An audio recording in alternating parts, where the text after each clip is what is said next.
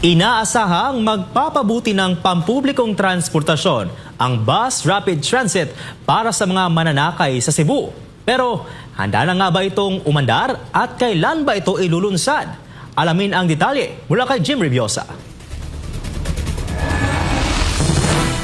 Ang kinatatayuan ko ngayon ay isa lamang sa mga stasyon ng Cebu BRT. Target ng Department of Transportation o DOTR na ilunsad ang Cebu Bus Rapid Transit sa Marso 2026, kahit hindi pa kumpleto ang Capitol Station. 77% na ang natapos sa Phase 1 ng proyekto. Ang natitirang 3% ay kinabibilangan ng punch listing at dokumentasyong kinakailangan sa ilalim ng Foreign Assisted Funding. As of now po, meron tayo kasing 97% na completion rate. Meron lang kaming inaayos as to that 3%.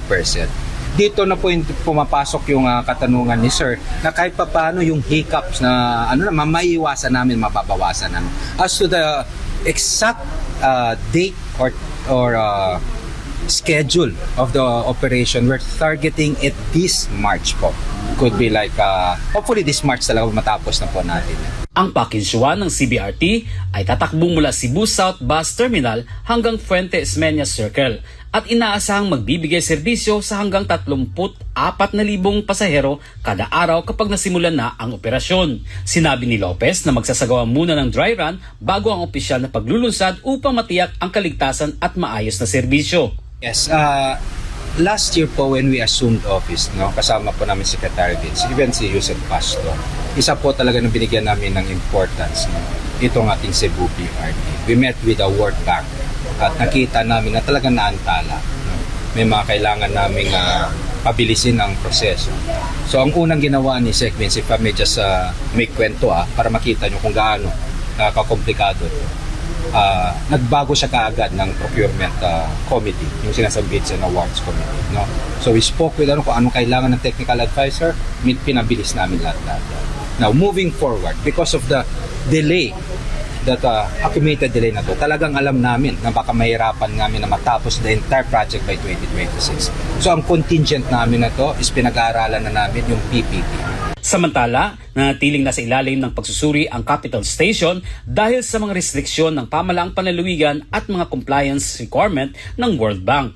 Gayunman, nilinaw ng DOTR na maaaring mag-operate ang Phase 1 kahit wala pa ang naturang istasyon. Unang isinulong ang proyekto noong 2014 at sinimula ng konstruksyon noong Pebrero 2023 sa ilalim ng Administrasyong Pangulong Ferdinand Marcos Jr. Matatanda ang ilang beses na itong naantala dulot ng iba't ibang kadahilanan. Nauna nang sinabi ni Cebu City Mayor Nestor Archibal na posibleng maganap ang opisyal na paglulunsad pagkatapos ng sinulog 2026. Kinukonsidera na rin ng DOTR ang Public-Private Partnership o PPP para sa mga susunod na yugto ng proyekto, partikular sa operasyon ng maintenance upang mapabilis ang implementasyon.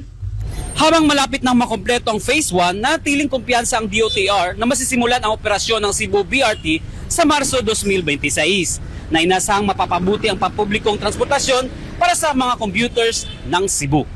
Mula dito sa Cebu, para sa Diyos at sa Pilipinas nating mahal, Jim Reviosa, SMNI News.